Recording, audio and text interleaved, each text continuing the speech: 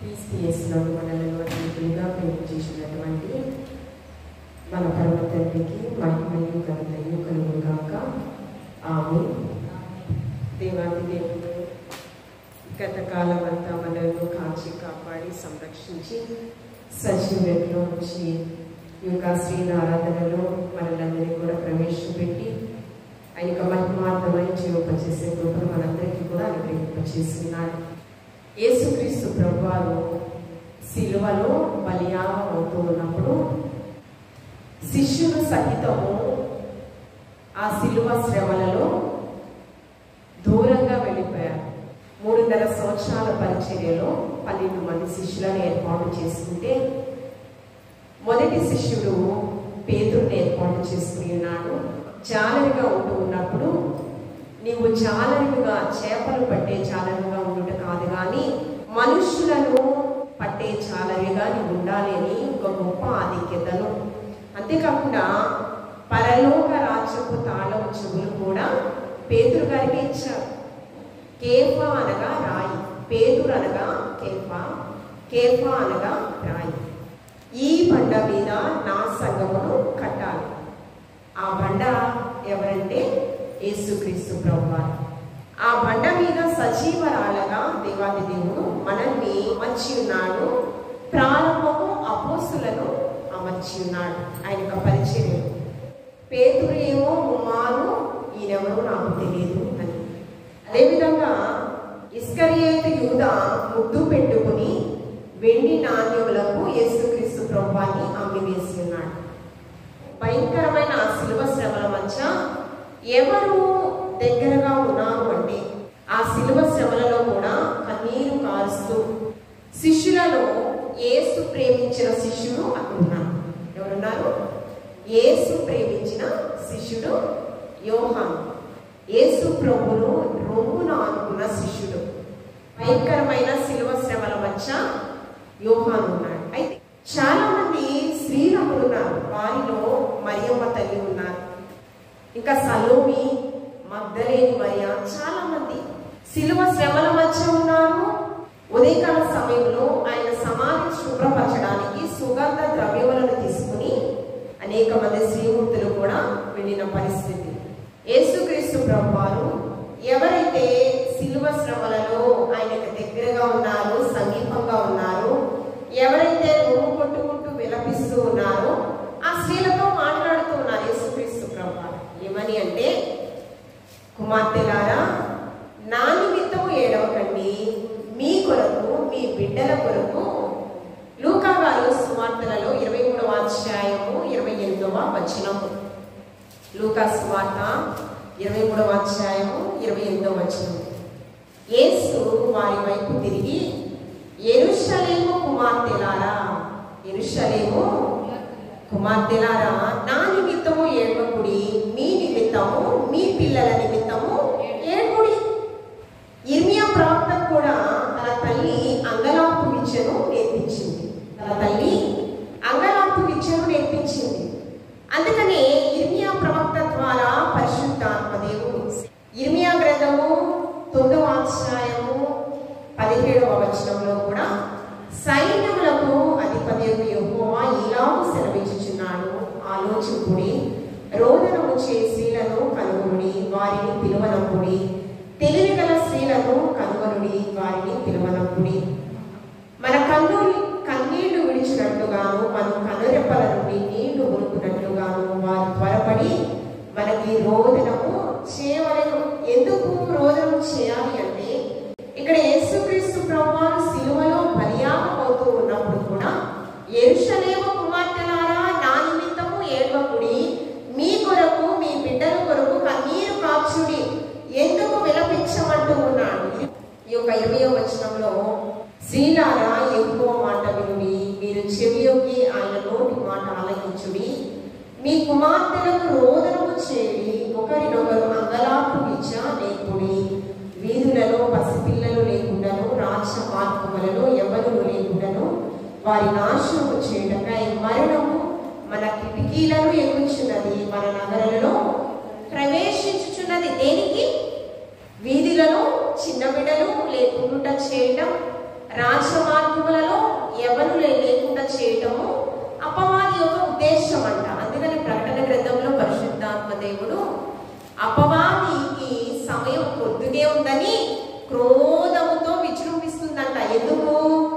బిడ్డలు లేకుండా, రాజ్య మార్గంలో ఎవరు లేకుండా, అంటే టార్గెట్ అంతా కూడా అపవాది ఎవరి మీద ఉంచిందంటే ఎవరి బిడ్డల మీద ఉంచిన పరిస్థితి. ఇర్మియా ప్రవక్తల నోట పలు మార్లు పరిశుద్ధాత్మ దేవుడు హెచ్చరిస్తూనే ఉన్నాడు. ఆ హెచ్చరింపు అనేది ఎప్పటి వరకు ఉందో తెలుసా? యేసుక్రీస్తు ప్రభువారు సిలువలో బలియాగం అయ్యేటప్పుడు కూడా ఆ హెచ్చరికను మనకి జ్ఞాపకం చేస్తూనే ఉన్నాడు. అందుకనే ఈ కడవరి దినాలలో మనమందరం కూడా అంత్య దినాలలో ఎలా ఉండాలి అంటే ప్రవచించే తల్లులుగా ఉండాలి. రోదనము చేయు అంగలార్పు విద్యను నేర్పించే తల్లులుగా మనం ఉండాలి. మోషే పెద్దవాడైనప్పుడంట సంతతి వారిని బాల్య వయసులో ఎక్కడున్నాడో మనకు బాగా తెలుసు. మొదటిగా ఫరో కుమార్తెకు తల దొరికిన పరిస్థితి. అయితే ఇతడు నిజంగా హెబ్రీ కుమారుడే అని చెప్పిన తర్వాత ఆ కుమారుని పెంచుటకు ఎవరిని తీసుకుని రావాలని ఆలోచన చేస్తూ ఉన్నప్పుడు మిరియాము తన తల్లినే తీసుకుని వచ్చింది. శరీర సంబంధమైన పాలతో పెంచడమే కాదు, ఆత్మ సంబంధమైన వాక్కులతో తన కుమారుని పెంచుతూ నీవు ఫరో కుమారుడుగా పెరగడం కాదు. ఇజ్రాయేలు ప్రజలు 6 లక్షల పైగా ఫరో దాసత్వంలో ఉన్నారు. వారిని నీవు ఈ యొక్క బానిసత్వం నుంచి నడిపించేటటువంటి ఒక నాయకుడిగా దేవుని యొక్క ప్రణాళిక, దేవుని యొక్క చిత్తము నీ పట్ల ఉంది అని తన తల్లి ఆత్మ సంబంధమైన, శరీర సంబంధమైన పాలతో ఏ విధంగా పెంచుతుందో ఆత్మ సంబంధమైన పాలతో కూడా ఆ విధంగానే పెంచుతుంది. అందుకని 2వ అధ్యాయం నిర్గమాకాండ 11వ వచనములలో మోషే పెద్దవాడైన తరువాత తన జనుల యొద్దకు పోయి వారి భారమును చూచెనంట. ఐగుప్తీల వ్యక్తి ఎవరి మీద దాడి చేస్తూ ఉన్నాడు? హెబ్రీ కుమారుడి మీద దాడి చేస్తూ ఉన్నాడు. అదంతా భారమును చూసిన ఇతరులో చెలించి వేసింది, మనస్సు చెలించింది. నేను ఫరో కుమారుడుగా ఉన్నాను కదా, రాజభోగం అనుభవిస్తూ ఉన్నాను కదా అనుకోలేదు. తల్లి నేర్పించిన ఆ వాక్కులు తనకి బాల్య వయసు నుంచి నాటుకుపోయినాయండి హృదయంలో. ఏంటి? ఆ భారము చూసిన అతను మనస్సు చెలించి ఎవరు చూడకుండా ఉండట చూచి ఏం చేశాడట? ఐగుప్తి ఎవరైతే ఇక హెబ్రీ కుమారుడి మీద దాడి చేశాడో అతన్ని ఏం చేశాడు? చంపేసి భూమిలో పాతి పెట్టేశాడంట. ఆ పరిస్థితిని ఎవరు చూశారంటే హెబ్రీలలో ఒకడు చూశాడు. చూసి తన జనులలో కొంతమందిలో ఐక్యత లోపించినప్పుడు, మీరెందుకు, మనము అందరం కూడా ఒక ఐక్యతగా ఉండాలి కదా, మీరెందుకు ఇలాగా గొడవలు కొట్లాటలు పడుతూ ఉన్నారనంటే, హెబ్రీలలో గొడవ పడేటటువంటి ఒక వ్యక్తి ఏమని మాట్లాడుతున్నాడు తెలుసా? నీవు ఐగుప్తీలలో ఒక వ్యక్తిని చంపి పాతి పెట్టావు కదా, అది మాకు తెలుసు, అలాగే మమ్మల్ని కూడా నువ్వు చేద్దాం అనుకుంటున్నావా? తన చెవిల భారాన్ని చూసి చెలించి స్పందించి వారిని చంపడానికి కూడా వెనుకాడలేదు మోషే. కానీ కృతజ్ఞత మరిచిపోయి మంచి మాటలు చెప్తూ ఉన్నప్పుడు మరి ఏం చేస్తూ ఉన్నారు? శత్రువులకు నువ్వు చేసావు కదా కీడు, అలాంటి కీడే మాకు చేయడానికి వచ్చావా అంటే ఏంటి? మంచి చేసిన వారికే నేటి దినాలలో చెడు ఎదురవుతుంది. నేటి దినాలలో ఎవరు మనవారో ఎవరు పరాయి వారు అనేది మనకు తెలియడం లేదు. అందుకని మన నీడను కూడా మనం నమ్మలేని నిస్సహాయ స్థితిలో మనం బ్రతుకుతూ ఉన్నాం. ఈ వార్త ఎవరికి తెలిసిందంటే ఐగుప్తియ రాజుకి ఫరోకి తెలిసింది. చూసింది ఎవరు? హెబ్రీ కుమారుడు చూశాడు కదా. మరి ఐగుప్తియ ఫరో రాజుకి ఎలా తెలిసింది అంటే మనవారే మనకి శత్రువులు అనమాట. అక్కడ ఎవరు? వారి సంతతి వారే. జనుల భారం చూసి చెలించిపోయాడు మోషే. ఆ జనులే ఎవరికి ఫిర్యాదు చేశారు? మంచిని స్వీకరించకుండా మోషేని ఐగుప్తియ ధనము కంటే ఫరో సింహాసనము కంటే క్రీస్తు కొరకైన నింద గొప్ప భాగ్యంగా ఎంచుకున్నాడంట. ప్రారంభం నుంచే క్రీస్తు కొరకు గురి కలిగి ఆయన జీవించాడు. ఎవరు నేర్పించింది? తన తల్లి ఒక బిడ్డల నేర్పించింది. అక్కడ నుంచి మిద్యానుకు పారిపోయిన పరిస్థితి మోషే. ఆ ప్రాంతంలో ఒక బాగుంది, అక్కడ ఆలోచన చేస్తూ ఉన్నాడు, ఏంటి నా పరిస్థితి? ఫరో రాజుకు తెలిసింది, నన్ను చంపడానికి మనుషులను పంపించారు. అయితే 16వ వచనం, మిద్యాను యాజకునికి ఎంతమంది కుమార్తెలు ఉన్నారు? 7 కుమార్తెలు ఉన్నారు. అక్కడ కొంతమంది మంద కాపరులు, గొర్రెలను వేసుకునేటటువంటి కాపరులు ఏం చేస్తున్నారు చేస్తున్నారంటే ఈ 7 కుమార్తెలు, మిద్యాను యాజకుని యొక్క 7 కుమార్తెలు వారి మందకు నీరు వేయటకు ఆ బావిలో నుంచి నీరు చేదుకుని ఆ తొట్టులో నింపుతున్న ప్రక్రియలో ఏం చేస్తూ ఉన్నారు? వారిని బాధ పెడుతూ ఉన్నారు. ఈ యొక్క చూసినటువంటి సందర్భాన్ని చూసినటువంటి మోషే వారిని కొట్టి అక్కడి నుంచి తరిమి వేయడము జరిగింది. ఆ 7 కుమార్తెలు ఏమ్మా, ఆ యొక్క మిద్యాను యాజకుడు అడుగుతున్నాడు ఎందుకు ఇంత లేట్ అయింది అన్నప్పుడు వారితో చెబుతూ ఉన్నారు, ఒక వ్యక్తి మమ్మలను రక్షించాడు, అతడు హెబ్రీ కుమారుడు అని. ఆ జరిగిన సన్నివేశాన్ని తన తండ్రితో పంచుకున్నప్పుడు అతన్ని ఇంటికి తీసుకురాకుండా, ఆతిథ్యం ఇవ్వడానికి తీసుకుని రాకుండా మీరు ఎందుకు ఇలా చేశారన్నప్పుడు ఎలాగైతే అతన్ని తీసుకుని వచ్చారు మోషేని. ఆ మోషేకి తన యొక్క ప్రథమ కుమార్తె అయినటువంటి సిపోరానిచ్చి కూడా వివాహము చేయడం జరిగింది. కుమార్తెలు మనం చూస్తూ ఉన్నప్పుడు 144వ సంకీర్తన 144వ సంకీర్తన 12వ వచనంలో కీర్తనాకారుడు మాట్లాడుచూ ఉన్నాడు, కుమారులు ఎదిగిన మొక్కల వలె తమ యవ్వన కాలం ముందు ఉన్నారంట. ఎలా ఉన్నారు? తమ యవ్వన కాలం ముందు ఎదిగిన మొక్కల వలె ఉన్నారు. కుమార్తెలు నగరకు చెక్కబడిన మూల కంబాల వలె ఉన్నారు. ఇక్కడ మోషే నిస్సహాయ స్థితిలో ఉన్నప్పుడు సిపోరా తనకి ఆసరాగా నిలబడింది. మోషే ఫరో నుంచి పారిపోయి వచ్చిన తర్వాత ఏమి లేని నిస్సహాయ స్థితిలో అతను ఉన్నాడు. అతనికి ఆస్తిపాస్తులు లేదు, కుటుంబము లేదు, ఏమీ లేవు, తనకంటూ ఎవరు కూడా లేరు. ఎవరిని విడిచిపెట్టాడు? రాజభోగాన్ని విడిచిపెట్టి పారిపోయి తన జనాంగానికి కీడు చేస్తున్నటువంటి వారిని సంహరించి పారిపోయి నిస్సహాయ స్థితిలో ఉన్నాడు. నిస్సహాయ స్థితిలో ఉన్నటువంటి మోషేని చేసుకోవడానికి సిపోరా ముందుకు వచ్చిందండి. తండ్రి గారు, అతనికి ఏమి లేవు కదా, తనకంటూ ఎవరు లేరు కదా, ఇలాంటి ప్రశ్నలు అక్కడ లేవు. మిద్యాను వంశానికి ఒక యాజకుడుగా ఉన్నటువంటి అతను తన కుటుంబానికి తన కుమార్తెనిచ్చి మోషేకి వివాహం చేయడానికి వెనక ముందు చూడాలి కదా. ఆస్తిపాస్తులు ఎన్నున్నాయో, పేరు ప్రఖ్యాతలు ఎన్నున్నాయో, బలము బలగము ఎంతుందో అన్నీ చూడాలి కదా. అటు 7 తరాలు, ఇటు 7 తరాలు చూడాలి కదా. మరి ఏ తరం చూసి మోషేకిచ్చి సిపోరాని వివాహం చేశాడు? అతనిలో ఉన్నటువంటి మంచి సుగుణాలు చూసి యవన కాలంలో ఏం కావాలి? ఆత్మీయతలో ఎదిగిన మొక్కల వలె ఉన్నారు వాళ్ళు. ఎలాగా కనిపిస్తున్నారు? యవన కాలం ముందు దేని చేత తమ నడకలు సరిచేసుకుందరు? దేవుని యొక్క వాక్యము చేతనే కదా. మనము మన బిడ్డల్ని కాపాడుకునే ప్రక్రియలో అంగలార్పు విద్యను నేర్పించింది ఇర్మియా ప్రవక్త. ఇక్కడ యేసుక్రీస్తు ప్రభువు కూడా మీ బిడ్డలను కాపాడుకునేటప్పుడు మరణ దేవత ఎవరిని మృగుదుమాని గర్జించు సింహం వలె మీరు పొంచి ఉంటుంది. మీ బిడ్డల కొరకు, వారి ప్రాణముల కొరకు మీరు కన్నీరు కార్చండి అని ఇర్మియా ప్రవక్త చేత పరిశుద్ధాత్మ దేవుడు మనకు హెచ్చరించాడు. కానీ యేసుక్రీస్తు ప్రభువు నిస్సహాయ స్థితిలో కూడా మనల్ని హెచ్చరిస్తూ ఉన్నాడు. మన బిడ్డల్ని మనం కాపాడుకోవాలి. అలా కాపాడుకోకపోతే ప్రస్తుత పరిస్థితులు ఏ విధంగా ఉంటున్నాయి అంటే, ఈ యొక్క చదువుకున్నటువంటి లేఖన భాగంలో అండి లూకా సువార్త 23వ అధ్యాయం 29వ వచనం, ఇదిగో గొడ్రాండ్రును కనని గర్భములను పాలియని స్తనములను ధన్యులు. ఎవరండి? గొడ్రాళ్ళు అంట, పాలు ఇవ్వని తల్లులు, ఇక స్తనములు ధన్యులు అంట. ఎందుకు? బిడ్డల్ని ఇస్తున్న మనకు వాటి విలువేంటో తెలియడం లేదు. ఏం తెలియడం లేదు? మీకంటే గొడ్రాలే ధన్యులని సూటిగా పరిశుద్ధాత్మ దేవుడు మనతో మాట్లాడుతున్నాడు. ఎందుకు? ఆయన పోలికలో, ఆయన స్వారూప్యమందు మనల్ని నిర్మించుకున్నాడు. ఆదాము గారికి ఏమో పరమ తండ్రి పోలికలు వచ్చినాయంట. ఆదాము గారి కుమారులకేమో తన పోలికలు వచ్చినాయంట. ప్రారంభంలోనే ఆదికాండం 3:5వ అధ్యాయంలో ఉంటుంది. ఎందుకు వచ్చినాయి? దేవుడు ఇచ్చినటువంటి ఆజ్ఞను అతిక్రమించాడు ఆదాము అవ్వలు. మహిమను కోల్పోయారు. దిగంబరులుగా చెట్లు పొదల చాటున వారు దాగుకొని ఉన్నారు.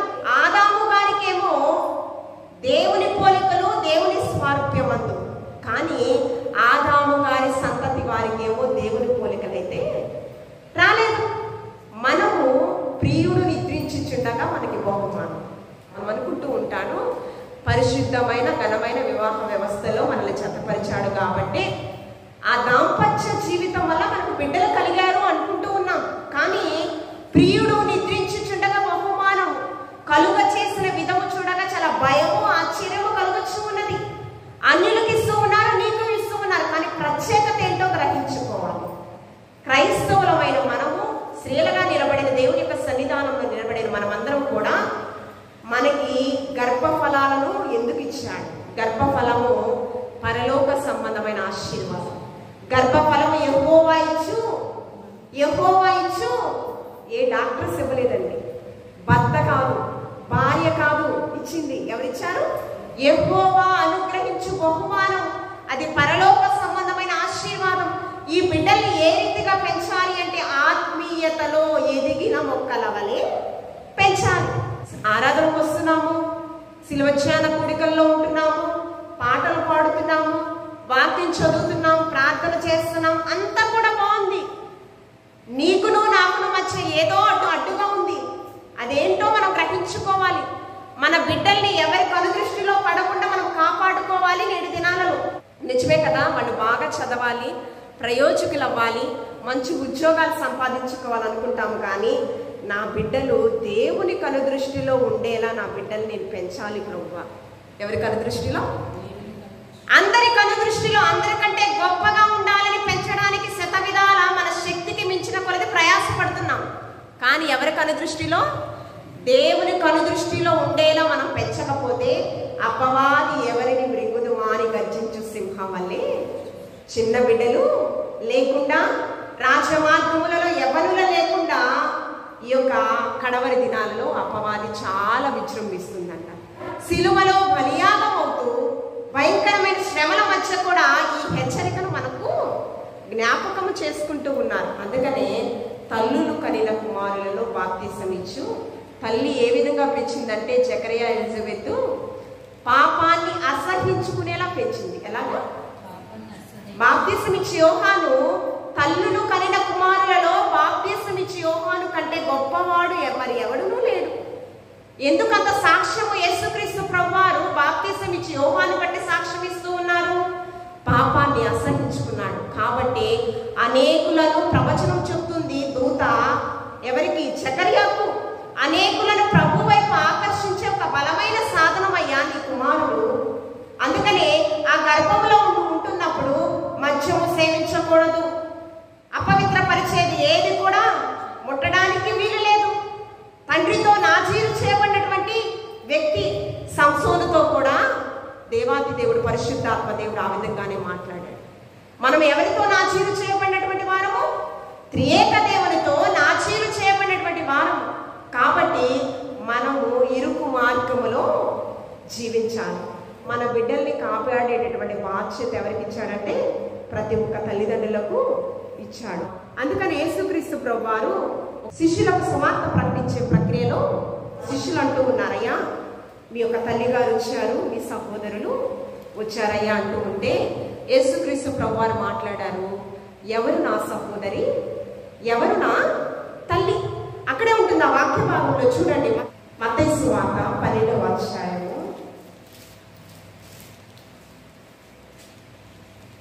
49వ వచనం 48వ వచనం నుంచి చదువుతాను. అందుకు ఆయన తనతో ఈ సంగతి చెప్పిన వారిని చూచి, నా తల్లి ఎవరు, నా సహోదరులు ఎవరని చెప్పి తన శిష్యుల వైపు చేయి చాపి, ఇదిగో నా తల్లియు నా సహోదరులను, పరలోకమందున్న నా తండ్రి చిత్తము చొప్పున చేయవాడే నా సహోదరులను, నా సహోదరియు, నా తల్లియు అనిను. అంతేకాకుండా దానిలో కుమార్తెలు కూడా ఉంటారు. క్రీస్తు శరీరంలో పాలిభాగస్తులుగా మన లైకపరిచారంట. కుమారులుగా కుమార్తెలుగా స్వీకరించాడంట యేసుక్రీస్తు ప్రభువారు. అందుకని ఆయన శరీరాన్ని, ఆయన రక్తాన్ని మనం స్వీకరిస్తూ ఉన్నాం. ఎవరైతే తండ్రి చిత్తాన్ని నెరవేరుస్తారో, పరలోకమందున్న నా తండ్రి చిత్తము చొప్పున చేయువాడే నా సహోదరి, నా తల్లి, ఏమండి నా కుమార్తె కావచ్చు, ఇంకేమైనా కావచ్చు. మనం ఈ యొక్క శీలారాధనలో పరిశుద్ధాత్మ దేవుడు మనతో మాట్లాడుచు ఉన్నాము. మన బిడ్డలకి ఏ ప్రవర్తన నేర్పిస్తూ ఉన్నాం? సత్ప్రవర్తన నేర్పించకపోతే మన వాకిట పాపము పొంచి ఉన్నది. అందుకని కయ్యూను బట్టి మాట్లాడుతూ ఉన్నాడు పరిశుద్ధాత్మ దేవుడు. దాని ఎడల నీకు వాంఛ కలిగినది కదా కయ్యను, నీవు సత్ప్రవర్తన కలిగి ఉంటే నీ తల ఎత్తుకుని నీవు జీవించగలుగుతావు కదా అని చెప్పి పరిశుద్ధాత్మ దేవుడు ప్రారంభంలోని కయ్యూనుతో మాట్లాడతాడు. సత్ప్రవర్తన అతను కలిగి లేడు కనుకనే తన సహోదరుడైనటువంటి హేబేలును చంపిన పరిస్థితి కనిపిస్తూ ఉన్నది. 45వ సంకీర్తన 9వ వచనం. నీ దయనొందిన స్త్రీలలో రాజకుమార్తెలు ఉన్నారు, రాణి పేరు అపరంజితో అలంకరించుకుని నీ కుడి పార్శ్వమున. దయనొందిన స్త్రీలో ఎస్తేరు ఉంది. ఏమండి? ఎస్తేరు యూదా ప్రజలందరినీ రక్షించుటకు ఒక సాధనంగా ఆమె రాజు దయను పొందింది. దానికంటే ముందుగా పరమ తండ్రి యొక్క దయను పొందినది. కాబట్టి పినతండ్రి అయినటువంటి మొద్దుకై ద్వారా ఎవరికి ఒక రాణిగా ఆమె గొప్ప ఆధిక్యతను పొందుకుంది. అంతేకాకుండా యోగు కుమార్తెలంట చాలా సౌందర్యవంతులంట. ఊజు దేశం చాలా సౌందర్యవంతులు. ఏ సౌందర్యం గురించి పరిశుద్ధాత్మ దేవుడు మాట్లాడుతూ ఉన్నాడంటే, ఊజు దేశం అంతటిలో యోగు వంటి యథార్థవంతుడు మరి ఎక్కడొక్కడను లేడని పరిశుద్ధాత్మ దేవుడు సాక్ష్యం ఇస్తూ ఉన్నాడు. అతను కుమార్తెలు 3 కుమార్తెల గురించి మాట్లాడుతూ ఉన్నాడు. ఆ దేశమందు యోగు కుమార్తెలంతా కూడా సౌందర్యవంతులు, అంటే ఆత్మీయ సౌందర్యం కలిగే వారిగా మన బిడ్డలు మనము పెంచాలని పరిశుద్ధాత్మ దేవుడు మాట్లాడుతూ ఉన్నాడు. యోవేలు ప్రవచనం ద్వారా లూకా గారు అపోస్తుల కార్యంలో కూడా ఈ యొక్క అంత్య దినాలలో మన బిడ్డల్ని ఏ విధంగా పెంచాలి అంటే ప్రవచించే కుమార్తెలుగా పెంచాలని మాట్లాడుతూ ఉన్నాడు. మన బిడ్డలు ఏ విధంగా పెంచాలి? ప్రవచించే కుమార్తెలుగా పెంచాలి అని ఆల్రెడీ యోవేలు ప్రవచనంలో 2వ అధ్యాయము 28వ వచనంలో మీ కుమార్తెను ప్రవచనములు చెప్పువారిగా మనం పెంచాలని పరిశుద్ధాత్మ దేవుడు అదే ప్రవచనం నెరవేర్పు అపోస్తుల కార్యములు 21వ అధ్యాయము 9వ వచనంలో ఫిలిప్పుకు 5 కుమార్తెలు ఉన్నారంట. 5 కుమార్తెలు కన్యకలంట. 5 కుమార్తెలు కూడా ప్రవచించేవారిగా ఉన్నారంట. కాబట్టి మనము మన బిడ్డల్ని ప్రవచించేవారిగా, అంగలార్చేవారిగా, మన బిడ్డల్ని ఆత్మీయ సౌందర్యం కలిగినటువంటి వారిగా మన బిడ్డల్ని మనం పెంచాలని ఈ యొక్క కడవరి దినాలలో పరిశుద్ధాత్మ దేవుడు మనతో మాట్లాడుచు ఉన్నాం. పరమగీతములో 6వ అధ్యాయం 9వ వచనంలో నా పావురము నా నిష్కలంకురాలు, ఒకతే ఆమె తన తల్లికి ఒకతే కుమార్తె, కన్న తల్లికి ముద్దు బిడ్డ, స్త్రీలు దాన్ని చూచి ధన్యురాలు అని పిలిచేతారంట. ఎలాగంట? తరతరములు వారు మరియమ్మను ధన్యురాలుగా పిలుస్తూ ఉన్నారు. మనము కూడా మన బిడ్డలు కూడా మన సంఘంలో ఒక ధన్యురాలిగా, మన కుటుంబంలో ఒక ధన్యురాలిగా, దేవుని పరిదృష్టిలో ఉంటే ధన్యులము ధన్యురాలుగా మన బిడ్డలు ఒక గొప్ప ఆధిక్యతను పొందుకుంటారు.